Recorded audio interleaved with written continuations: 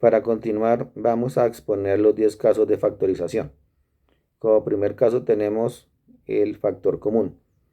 Y este se da cuando todos los términos de un polinomio tienen un factor común, como es el caso de a al cuadrado más 2a, el cual se puede factorizar multiplicando a por a más 2, encerrados en un paréntesis. Como segundo caso tenemos el factor común por agrupación de términos. Se hace mediante la agrupación de términos comunes en paréntesis y posteriormente se hace el mismo procedimiento del primer caso. Como tercer caso de factorización tenemos trinomio cuadrado perfecto, el cual se produce cuando el primer y tercer término son cuadrados perfectos o tienen raíces exactas. Y el segundo término es el doble del producto de sus raíces cuadradas, siendo de signos positivos en los tres términos. Como cuarto caso tenemos la diferencia de cuadrados perfectos, el cual se le extrae la raíz cuadrada al minuendo y al sustraendo y se multiplica la suma de estas raíces cuadradas por la diferencia de la raíz cuadrada del minuendo y del sustraendo. Como quinto caso tenemos el trinomio cuadrado perfecto por adición y sustracción. Se extrae la raíz cuadrada del primer y tercer término y el doble del producto de estas raíces. Como no es un cuadrado perfecto, se hace una adición y una diferencia para nivelar la ecuación. Como sexto caso de factorización, tenemos el trinomio de la forma x al cuadrado más bx más c, el cual tiene que cumplir las siguientes condiciones. Primero, que el coeficiente del primer término sea 1 y va acompañado de una letra elevada al cuadrado. El segundo término tiene la misma letra del primer término con cualquier coeficiente. Y el tercer término puede ser un término cualquiera. Como séptimo caso de factorización tenemos el trinomio de la forma ax al cuadrado más bx más c, el cual se diferencia del caso que acabamos de tratar,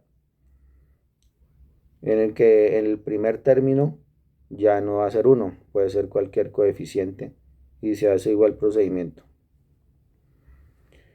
Como octavo caso tenemos cubo perfecto de binomios. Es una expresión algebraica ordenada respecto a una letra y tiene que cumplir las siguientes condiciones. Debe tener como mínimo 4 términos. El primer y cuarto término que deben ser cubos perfectos. El segundo término puede ser más o menos el triplo del cuadrado de la raíz cúbica del primer término por la raíz cúbica del último término. Y el tercer término sea más el triplo de la raíz cúbica del primero por el cuadrado de la raíz cúbica del último. Como noveno caso, tenemos la suma o diferencia de cubos perfectos. Es una suma de dos cubos perfectos, el cual se descompone en dos factores. Primero, la suma de sus raíces cúbicas. El segundo es que el cuadrado de la raíz menos el producto de las dos raíces, más el cuadrado de la segunda raíz. Como décimo caso de factorización tenemos la suma o diferencia de dos potencias iguales y se da cumpliendo las siguientes condiciones. Primero, que la diferencia de potencias iguales, pares o impares, es siempre divisible por la diferencia de bases.